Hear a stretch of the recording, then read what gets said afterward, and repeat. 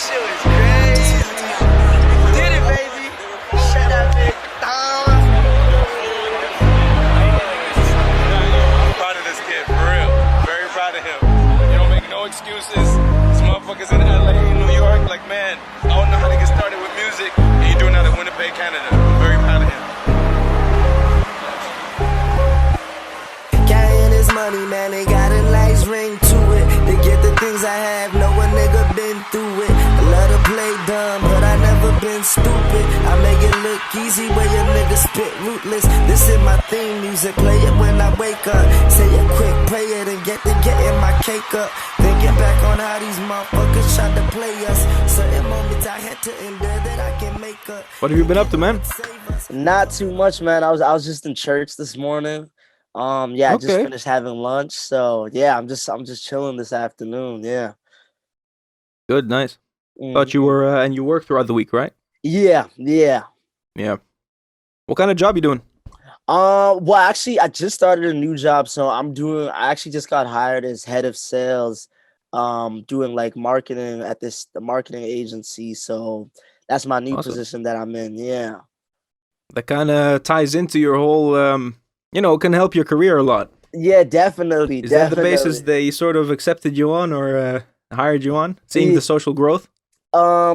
It's funny. So I met the guy through because I worked at Airbnb and like Mhm. as customer service, and I just ended up helping this guy out. Like he was having some issues for a while, and nobody could figure it out. And then when he got on the phone with me, I figured it out real quick, had it fixed for him, and Right. he was just super impressed with my like customer service skills and the way that I was just patient with him and all that. And he was like, "Yeah, man, I Mhm. want to offer you another job. I think I can help you make a lot of money." And I was just like, "Sure, let me hear it." So he told me to call him after work. Then we ended up talking for an hour. And he was just like, "Yeah, man, I really like you a lot. I actually had some other people I was thinking of hiring, but he's like, I think you're perfect for this." So Oh, awesome. yeah. See, that's how it goes. That's crazy because a lot of guests we have on here, we talk about, we always end up talking about sort of the, how free work sort of can, or like just being genuinely trying to help people at some point always, yields a return and things, Yeah. opportunities always come from any corner. Definitely. So, yeah. So how's, the first time I heard of you, Myazwe is how you pronounce the name? Yeah, you said it right. All right, yeah, nice. Yeah, we were doing, I think, some sort of a, post the artists that you think deserve more attention, and Mhm. I was just going through these artists, and I saw the video of you on tour. It was you getting off stage, probably, what was it, Chicago, because you were wearing the Bulls jersey? Actually, no, that was Or- actually in my city. So That's that was in your own actually city. yeah, that was at like this festival for like the university. They have it like every year at the beginning of the school year. Right. And yes, they booked Tiger and YG as the headliners, and they Wow, called me to okay. be one of the openers. So yeah, yeah. That's insane. Did you get to network with them at all, or?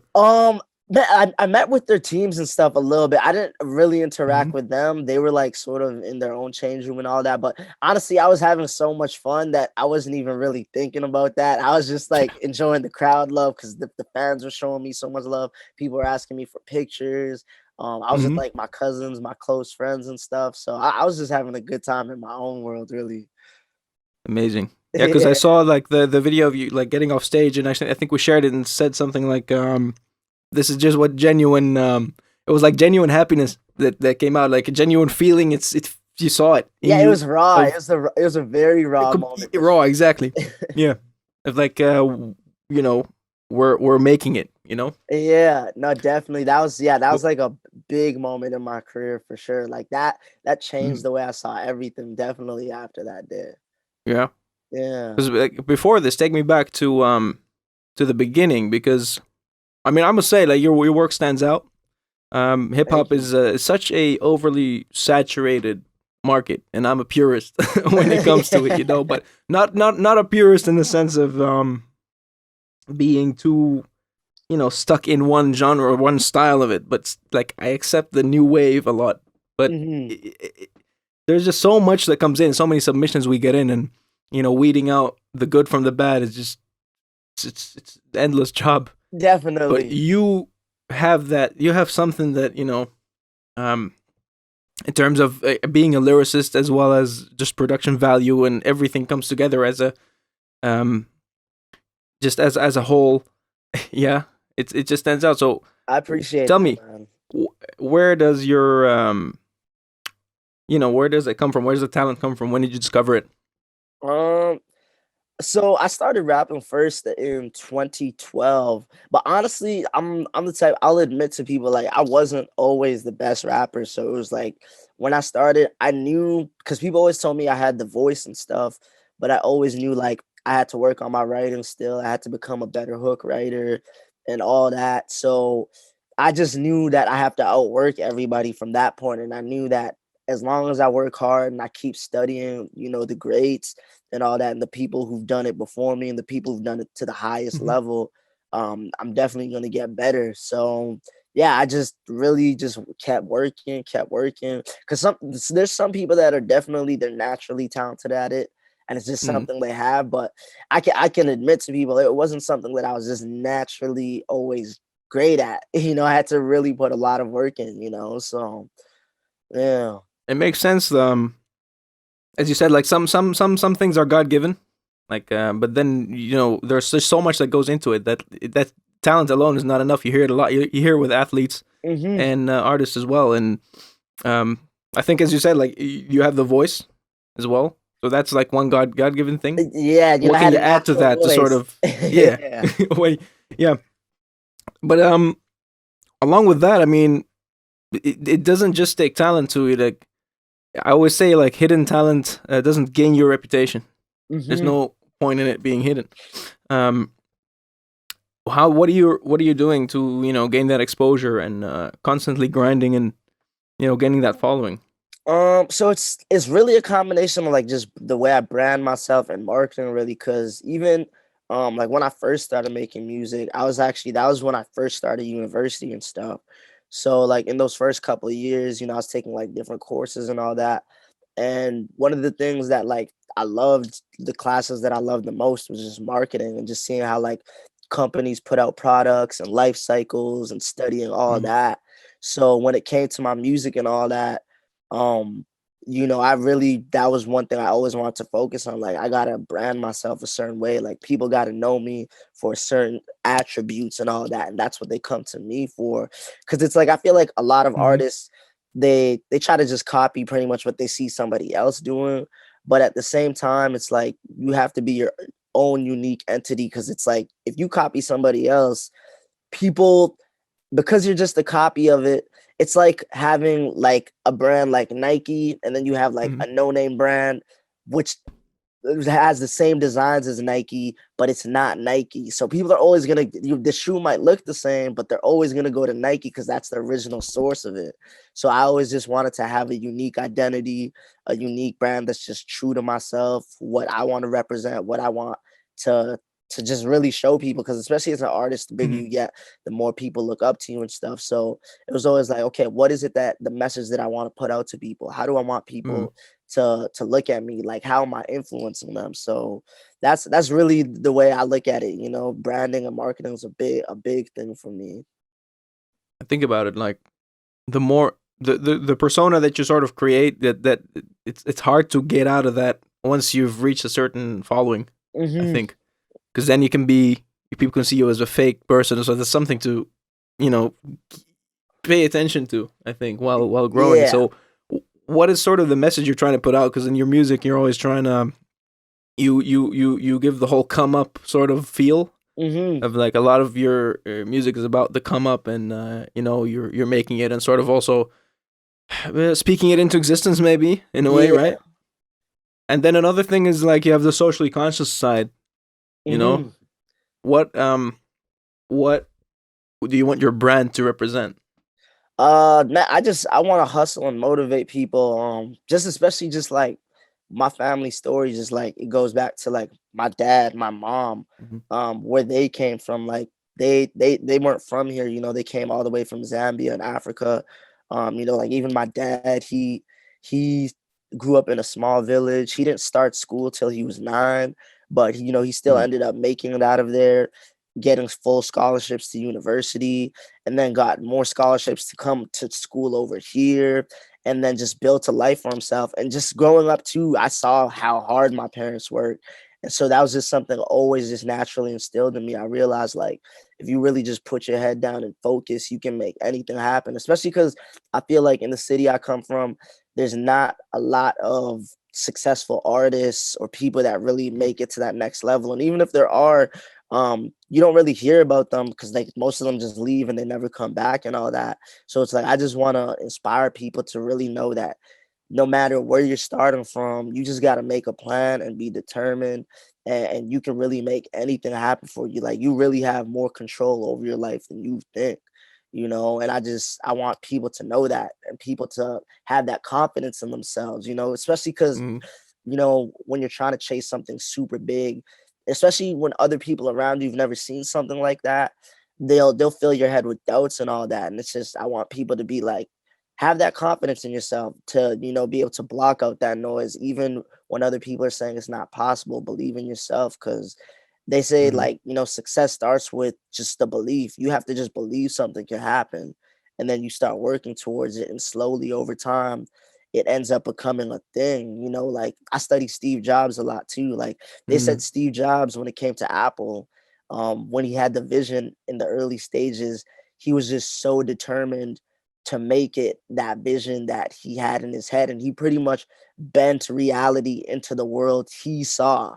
You know, Exactly. and created this product, and that's something that I carry and think about every day, you know.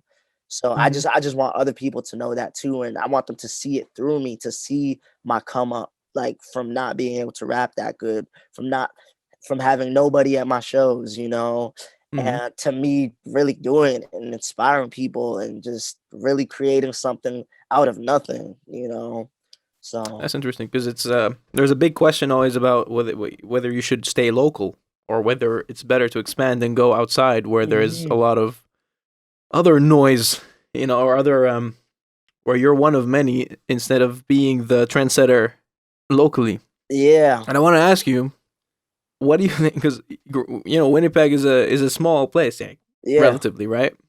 So what is the reason that do you think people like Canadian artists, for example, how do they look at the U.S. and do you think it's still necessary to move to the U.S. to really make it, or how do you see that?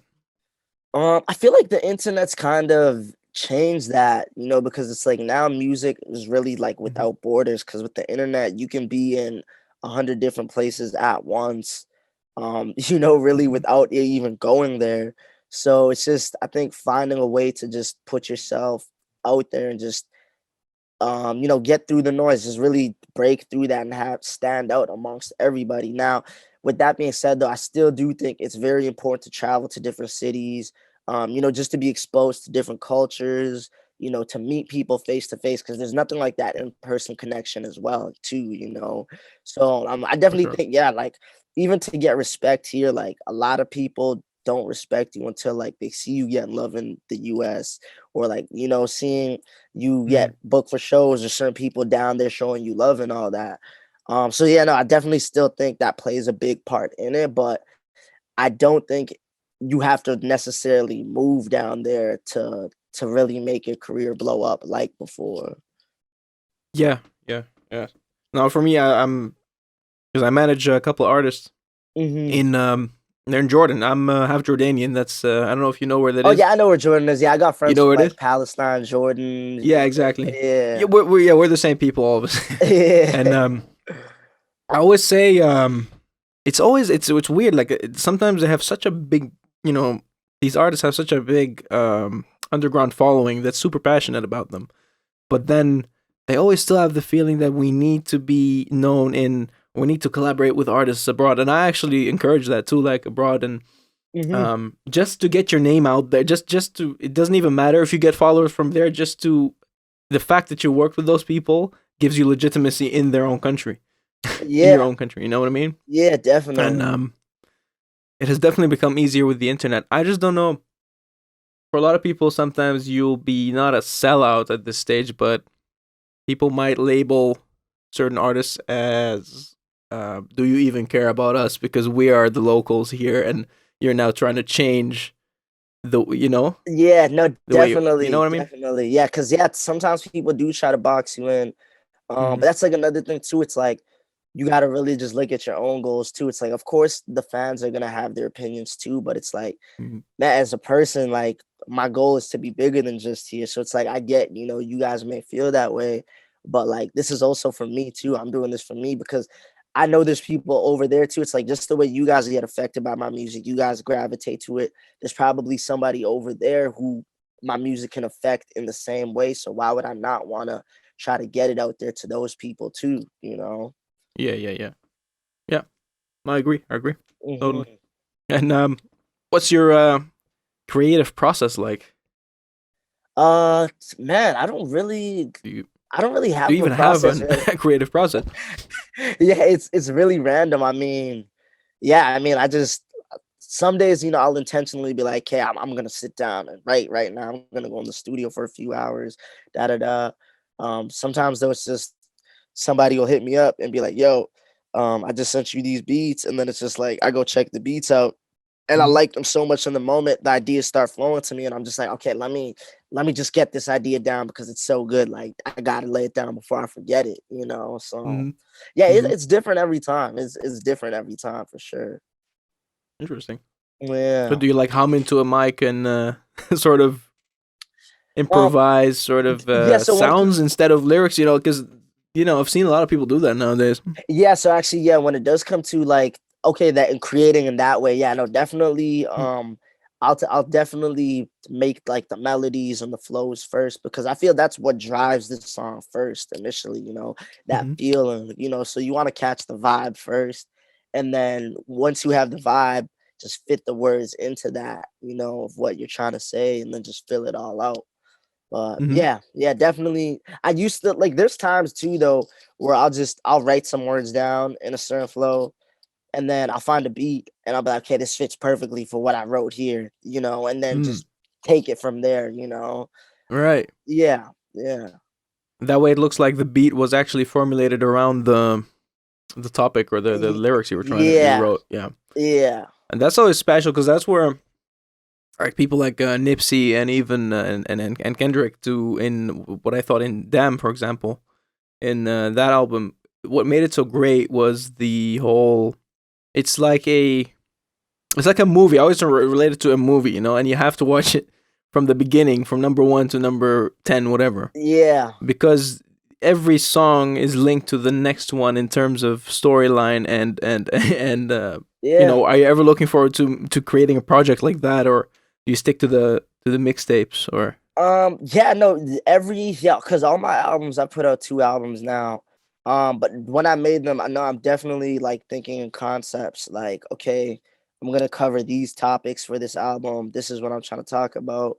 Like my last album, Things I Never Said, was really just me talking about a lot of things that I've gone through or like been through that I haven't really spoken about in public and all that, mm, just like certain things like certain friends passing away, how that affects me, mm, certain situations I went through, how that affected me and changed the way I see things. And just like really just giving people my thoughts like of how I'm thinking when I'm going through certain moments and all that. So mhm, and then my album before that was called My Experiences on Empty. That was my first album ever, and that was just really about me talking about times where I felt like I was on empty or I felt empty, like, damn, where do I go from here? mm, And so yeah, now I'm definitely a very conceptual artist. And as definitely as I grow more as an artist, I definitely do want to make an album like in a good kid, Mad City type way, like really yeah, something that's like a classic piece of work that's just very artistic. That's definitely yeah. something that I strive to want to make one day for sure. I think it's always good to, in my opinion, create a work on that project in the background for years while you're releasing other stuff. But yeah, Just because that has to be the perfect one when it's the right time. yeah, it's And actually funny you say that. Because with mhm, my albums too, I have like all my album names way before. So even when I made my first album, when I made that first album, I already had the second album name. So it was like I already knew what I Oh. was gonna be touching on then. And there's like the next album I have that name, and there's an album after that that I have the name for and all that. And just Hmm. for certain milestones, because I feel like with each album I grow to a certain point. And I think the Hmm. fourth one, I don't want to say the name for it, but I think by the fourth one, my career is gonna be like at a certain point where I'm like really like the mainstream is gonna be watching, and it's gonna be like, damn, okay, like what is he gonna come with now? And that one's something that I Awesome. have something really special planned for that one. So Looking forward yeah, to that one then. You yeah, should send me the net. Nah, nah, you don't have to. yeah. To I can send you the names maybe off camera. Yeah, yeah. We can do that. I'm looking forward to definitely. it, and that's cool because I think whenever you get an idea, you can also like write it down because you can sort of compartmentalize it into those albums. You know, Yeah, say like exactly. something comes up. You know, sometimes you just in bed right before you sleep, and an idea pops up, and you put it in your notes on Yeah. the phone, like Hmm. stuff like that. Because I heard the while back though, it was or the the Joe Budden interview with Russ, and I actually wasn't too big on the guy first, or Russ that is. Hmm. Um, I love Russ. I love but Russ. now I'm with you now. You know, what he said there was it was interesting because his best work, and I don't know which one it was because he dropped so much. Was Yeah. he had written that 6 years ago or something when nobody Hmm. knew who he was, and he knew it was a banger, but he saved it and had the patience for so long because he knew he was gonna reach that certain level and drop it then because that was gonna be the right time where it really created a Yeah. buzz, and I thought that was super dope, man. That's Hmm. trying to do that with our artists too. Sort of, we're creating a body of work that that's the nuclear bomb. Yeah, That's sort definitely, of how I see it. definitely. So, but what tragedy fuels art, right? Hmm. And I think I always like to see at which stage people made the change. There's always that one point in someone's life where they made a shift and started chasing their dreams or started fixing their life or whatever they're going through. Um, and it makes us better people. What was that like? Do you know what point that was for you? Um, Is there I any would. moment where you thought that actually was the pivotal moment of my life? Yeah, no, I definitely say the moment. Well, there's two very crucial moments that I had. Mm-hmm. Like there was one when I was 20 years old, and like I just signed to like this label in my city and all that, and I stopped going. That was when I stopped going to university. I was in university for 2 years. But Oh, then just being around like the guys I was around there, because the dude I was signed to, he's like one of the most successful artists like ever come out of my city and stuff, and just being around him and all the stuff he was showing me and like just how much he believed in me that I could do all the stuff that he had done to that point, and him believing I could do more. Um, just really, it really showed me like, okay, I think I can really do this. And also in that time period too, my cousin, his name's Alan Kingdom, and he's also an artist. Like he's gone to the Grammys with Kanye and all that. With this group, The Standard, they were at one point like one of the most buzzing groups in the U.S. And just seeing him, because we grew up really like best friends, you know what I mean? Like that's my mm-hmm. brother, so we were really close family growing up, and just seeing him grow into that point where I saw him doing all those things too, it was like it made me realize like, yo, this is so real. Like it's so possible. Like people don't realize like this is somebody I grow up with, I talk to every week, like, and he's doing all this, like he's out here with DJ Khaled, like doing all this crazy stuff, you know. So it was like, Yeah. damn, seeing that. And then And was that in the early days, like on the come up when they were all on the come up? Not yeah, not Kanye. I would guess he was like already yeah.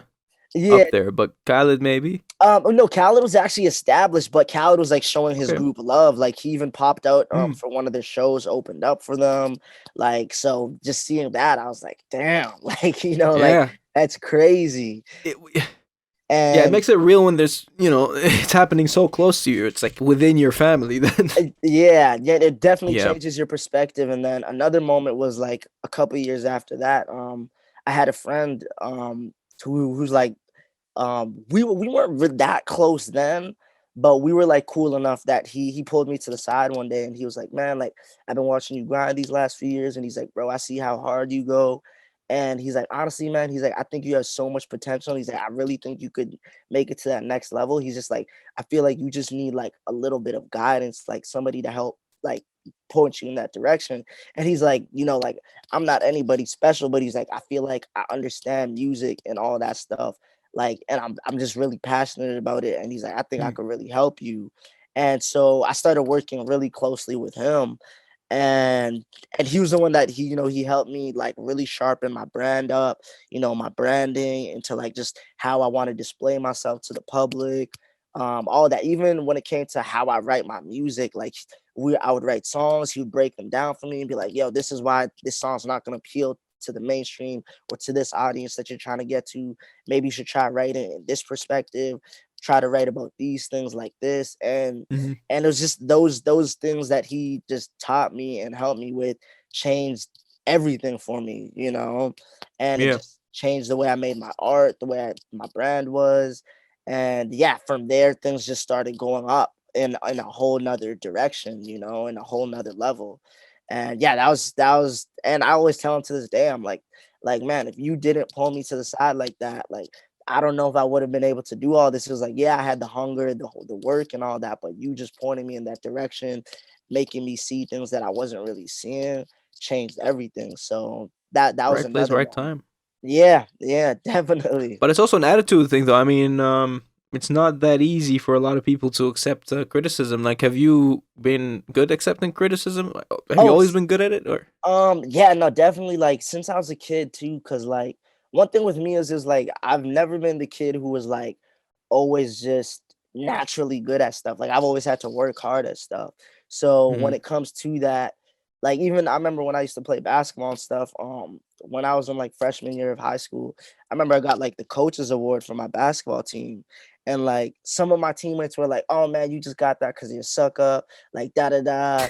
And then It's like smart to be a suck up sometimes. That's networking 101. yeah, and it wasn't even I was being a sucker. They were just saying that like, Yeah. it's jokes, like you Yeah, teenagers, yeah, you know yeah. what I mean? They're like, why do you get this award? But Mm, I asked my coach really because I couldn't understand why I got it. Like I wasn't the best player on the team or anything like that. But he was like, man, if there's one thing I noticed about you, he's like, you show up every day, you work extra hard, and you never complain like about anything. mm, When somebody gives you advice, like, hey, because I remember even there was one game, it was a championship game for like just the regular season and before playoffs and all that. And then I didn't end up playing that game, and I don't even know why I didn't end up playing that game because I was like usually sixth man off the bench, seventh man. Like I was somebody who came into the game like pretty early and all that. mhm. But for some reason that game he just didn't pull me in. But I didn't say anything about it. I went to the next practice, just worked hard, and then playoffs came, and I played in every single game, like every quarter. I played probably more minutes in the playoffs than I did in regular season. And he was like, man, the fact that you didn't complain, because he's like, I had other kids, their parents came to me, they're like, yeah, my kid, he's complaining, he doesn't get to play.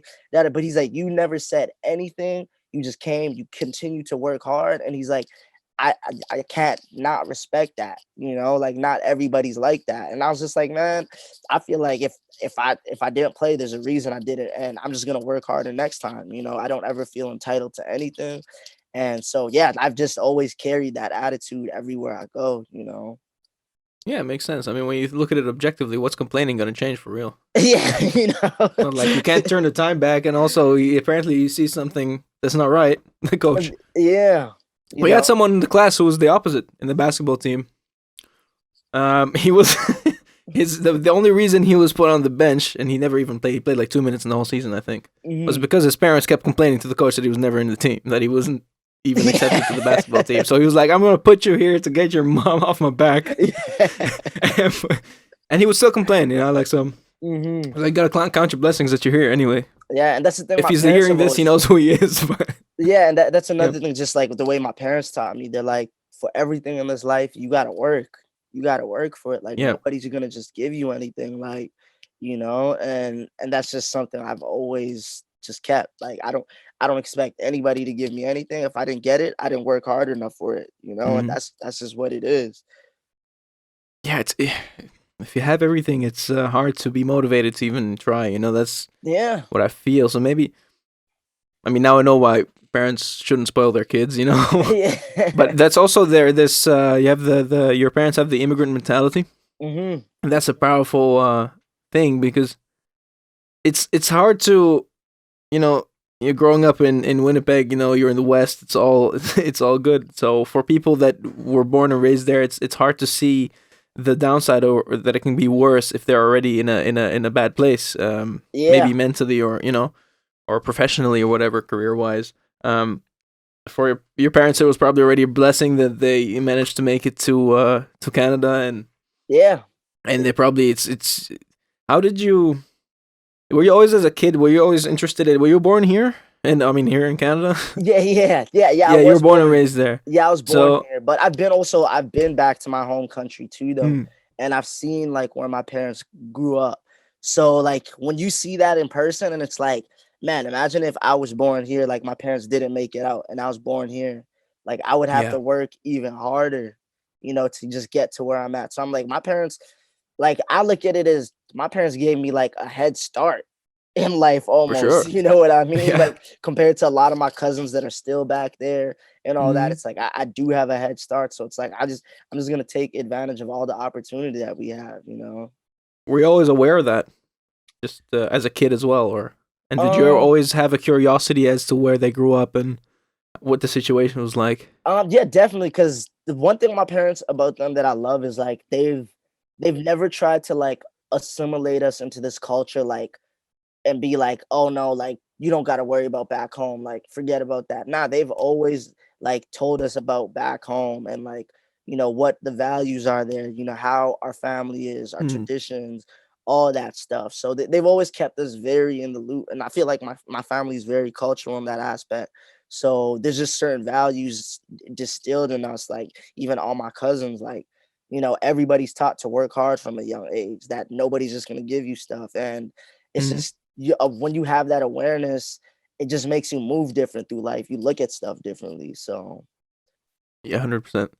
And I always feel like when I'm talking to people here that are from, I like people that are born in the West or like Western Europeans and stuff. There's always that there's a lot of, there's a huge disconnect. Like the, if they have never been in a, in that side of the world, mhm, or for me in the Middle East for you know, if yeah, they haven't been there for an extended amount of time, or it wasn't just a vacation, um, they don't understand the culture shock. Even if the country is still super advanced, there's still a huge culture shock. yeah, People think culture shock is like about how modern the country is, but it's not.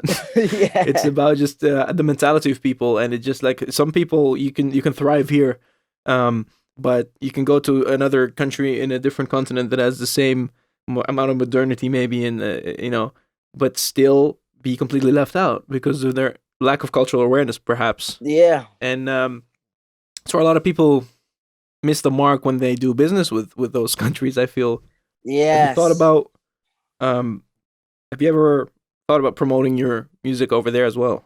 Because I think Oh, that is a huge market. yeah, no, definitely. Actually, like some of my cousins actually even that live back there.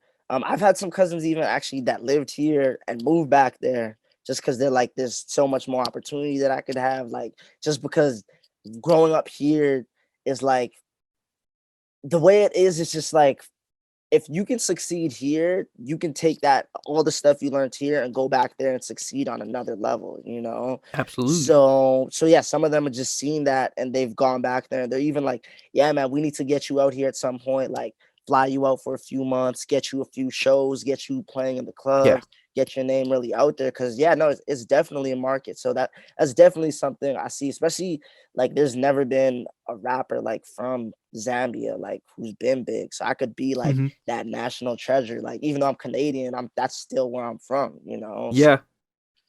What language was it they speak there? I have a couple of Zambian friends here. They're all half Dutch, half Zambian. yeah, actually my And I dad has forgot. It friends wasn't that live college. in the Netherlands. Yeah. You also maybe they're the same people. Who knows? Who Yeah. knows? Yeah. Yeah. But So yeah, no, cause yeah, I had the same like also for the show. I was just in Jordan for I was there for 3 months. I just came back after 3 months. I Okay. was supposed to go there for like a month for vacation, and then with all the COVID travel restrictions, I decided to extend it a bit. They canceled my flight, and then I caught COVID, and then Oh I got some business damn. opportunities there, so I just stayed. Yeah. One of those things. I mean, we were sitting with a marketing team that wanted to that brought me in. Like, oh, we love this podcast, and we didn't know you were Jordanians, and like, get me because I take more to my mother's side, like looks wise. So Yeah. and they were like, how they're showing me all these numbers, like how big I can be if I promote it in Jordan, because there's in those countries all that there's this other different sense of pride. If like to a lot of these people, the West is such a far away place to Mm-hmm. reach, also professionally, and it's seeing someone's like one of us make it to them, even on a smaller scale, is just such a big deal that you Yeah. can just garner. You have a head start. You have like you're 5 steps ahead already just by Mm-hmm. being there. Yeah, Definitely. but it's good you're thinking about that as well. You told Yeah. me your parents are still doing charity work there, right? So my family, we have a charity that we started called Ntungo Noble. Mhm. And yeah, pretty much so it's based around just building like schools and hospitals and infrastructure just for the next generation of kids out there. Cause like my dad, growing up, he said like in this village, like one reason why a lot of kids don't finish school and stuff is just because school is so far away. Like you're walking 4 hours to school a day and back. Like my dad would be have to leave home when it's dark. He gets 4 hours. yeah, So like eight hours total, or yeah, like you're walking per damn. day. So it's like after a certain point, some kids it's just like this is just too much. But my Yeah. dad, he said growing up, he's like, there was just something in my mind every day that just said, no, you have to go. Like you're gonna just go, just go. And Hmm. that's what really got him out of there because he was willing to like go that extra mile. But he knows like mentally that's a lot for most kids, like he even says he's like it's like he feels like God was walking with him, and pushed him Hmm. to that point that he was able to do that. And Yeah. so he was just like, yeah, what I want to do is like I want to build schools that are accessible right there in the village so the kids can walk 5-10 minutes from their house to the school and go to school every day and be able to finish school. And so everybody's literate there, and then they can even build their own little business communities out there just because Mm. everybody's educated and all that. And it just starts to build Foresight. the economy. Yeah, like my dad's a Yeah. visionary, and that's even where I Yeah. get my vision from, Yeah. seeing the way he thinks and the way, because even as kids he always used to tell us like, yeah, when you guys grow up, I want this for you, I want this for you, I want this for you. So he always told us like why he would do certain things, and why he wanted us to work hard. It wasn't just like work hard just to work hard. It's like, no, so you can do this, so you can be able to do this for your kids, so you can be able to do that.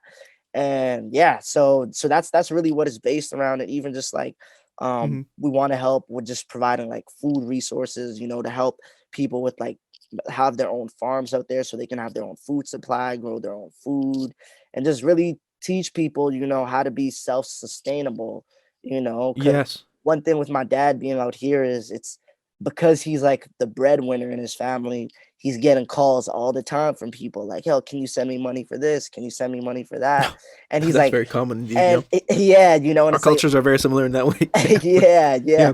And he loves to send money, but he's like, I also got to take care of my family here. So I want to just be able to, teach them how to be self-sustainable so that now they can grow their own food, sell it in the marketplace and Mm. make their own money, start their own businesses because they're educated and they have the knowledge and skills to do certain things, create their own economy.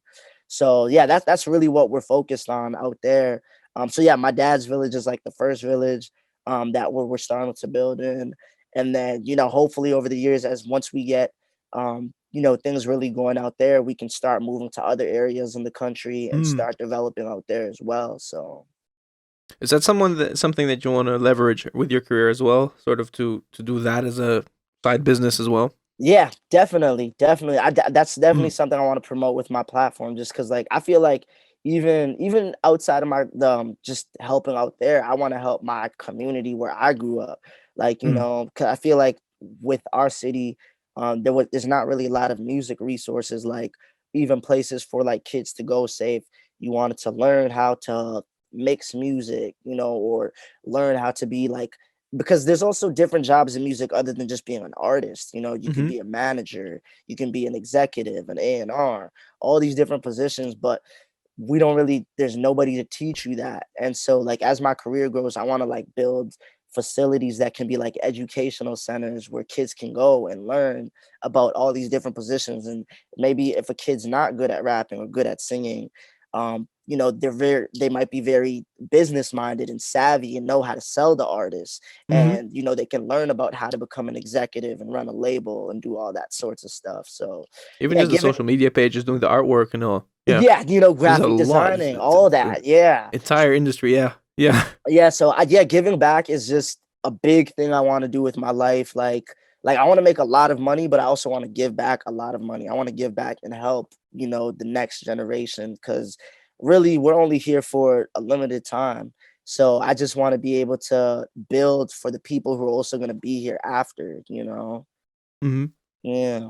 That's amazing. No, it's well, going back to the self sustainability thing. This is a brilliant segue because I was gonna ask about your circles, your friends and the people that help you grow your Hmm. brand.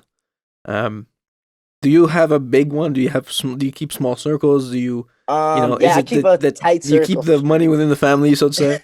Yeah, no, I definitely keep a tight circle. Yeah, like the people that really that I work with, like my cousin's actually my manager. So one of my cousins, he's my manager. But he also has like a business partner, and she also helps manage me as well. So they work together as a team, and That's then Neil, right?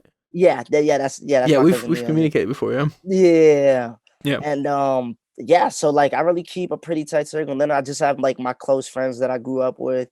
Mm-hmm. But yeah, I really keep it really pretty tight, like who I So you keep give them all around sort me. of like jobs and like functions to do more to Yeah, help you yeah, out. like everybody has a role, you know what I mean? Mm-hmm. So yeah, definitely. And I feel that's what like every artist really needs that, because like of course you can do everything yourself, but it makes it easier for you as an artist when you got people around you that you know you can trust and delegate to do certain tasks and all that, you know, and then you can just Yeah. focus on the music part. So Yeah, I always have this thought of because for one thing you can give your friends money or your family or whatever once you mhm. get there, right?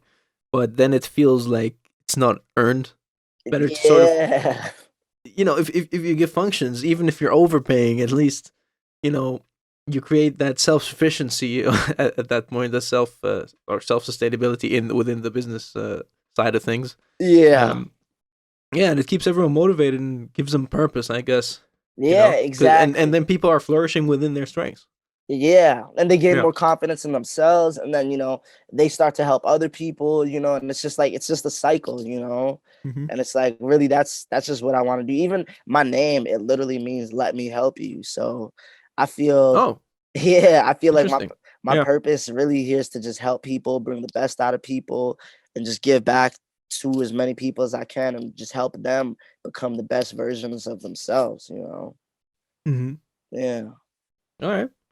And what projects do you have coming? What are you really looking Um, forward to the most? I see you're posting one single every how long? yeah, every week for the whole year. Every Every week. week for the whole How year. long have you worked on those? Like Um, the vault.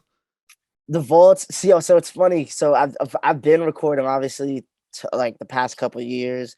But I'm still, even as I've been dropping these songs, I'm still making more music. So Mm. it's like it just Where'd keeps that come from? The whole idea of. man, honestly, I got it from Russ, but it was also just Mm. because what happened was like last year I planned to drop an album, like my third album, and everything was ready. It was all ready to go, blah blah blah. And we're starting to plan for like the album release, da da da, merch, da da da. And then COVID came and just shut everything down, and it was just like literally just like threw my plan out the window. Damn. So I had to like really Yeah. sit A lot and of us. yeah, and I just had to sit and think, and I was like, "Okay, man, like we really thought like everybody thought COVID is gonna be just a little bit, so we're like, okay, we'll push everything back 3 months or so." Yeah. You know, and then it just kept dragging on, and then we are just like, And here we okay, are. I'm like, "Okay, I gotta figure out something different," because I was like, I'm the type of artist, like, I like my music to live with the people. I'm the type, I like to go to the club, have the DJ play my songs on there. I like to perform so people can Hmm. really feel my energy and the essence of the music, where it's really coming from. But we didn't have that anymore. So I locked myself in the studio extra long, and I was just going extra hard while we were in quarantine, just making more and more music. And I started finding all these new flows and different voices. And I was just like, I realized I was like evolving as an artist to the Mm, point where it was like my team was like, they were even listening to the music and they're like, man, like you've came up with so many different styles. Like yeah. you're all over the place now, And I was I mean, just I was like, just listening to all of it. It sounded completely different than the stuff I was listening to first, like when I first knew about you. yeah, And yeah, it leaves you curious to see what else is there, because the styles are so different.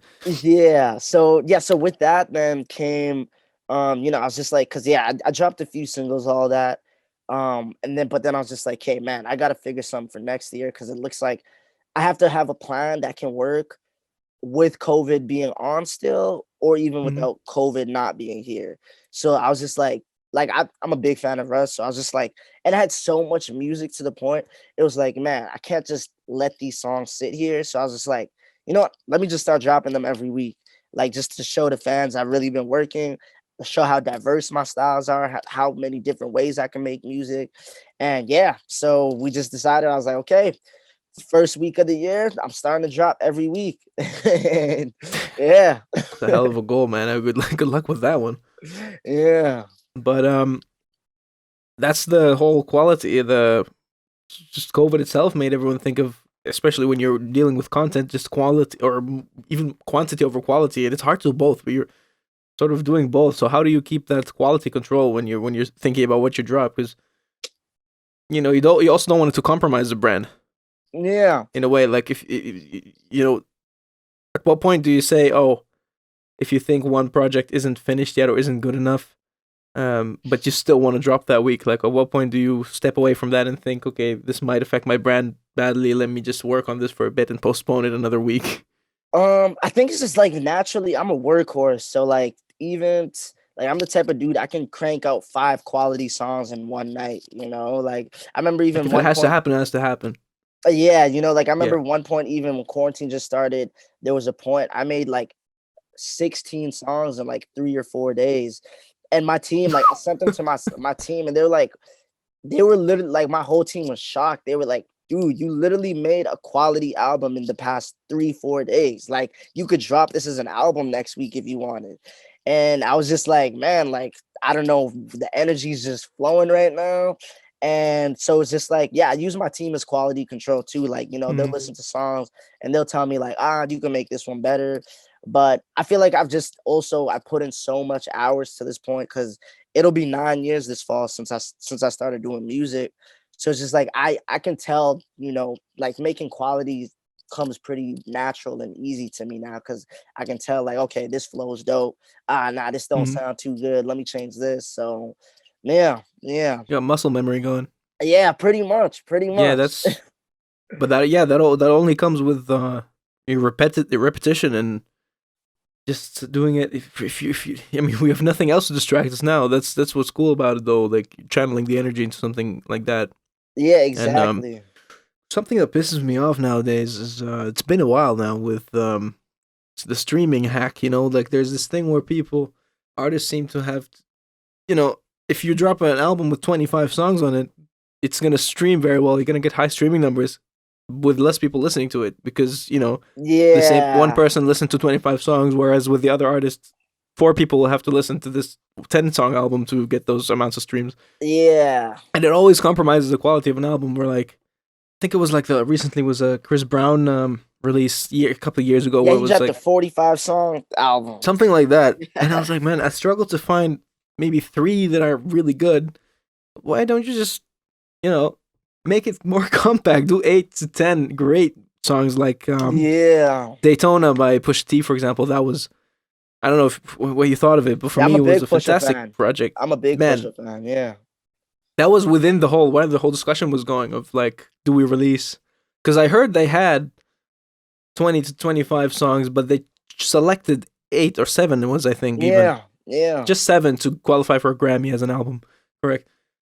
And this is like what you're doing now seems to be the right way to do the stream hack. Maybe Yeah, it's no, like it's I still definitely like think so. drop them Yeah. as singles instead of an album, and you still can have the whole stream numbers go up. Yeah, and because that's the thing too. Actually, so what another thing that I'm gonna do too is, so like with my mixtape next month that I got coming, um, what it is, it's pretty much just gonna be because I do know also with dropping weekly, not Yeah, everybody's catching the weekly drops. You know, some people are missing some of them, da da da, all that. Because I know it's a lot of music to digest still. You know, there's other people yeah. and all that. People have their real lives to live. So one thing I'm gonna do is like every 13, 14 weeks, I'm gonna compile all the songs that I've dropped Mm. those past 13, 14 weeks, put them into a mixtape, and then drop that as its own body of work. So then people are there's gonna be people like, oh, snap, he just dropped a mixtape. They're gonna go listen to the mixtape. They might have heard some of the songs, but they didn't hear all of it. And it's like now they get to hear a new collection of songs that they Mm. didn't hear. And it's like even though those songs are out, now people get to digest them in a different form as well. You Yeah, know. yeah. So I mean, how do you go about promoting albums these days? So, what's the um best way? uh Hard. actually, yeah, so because I feel like with albums and mixtapes, you gotta make them like a moment, you know. So I do got some content that we're brewing up right now. It's gonna be super dope. It's gonna be super dope. I don't want to give too much about it, but it's Looking coming next forward. month. Yeah, it's coming next month though in April.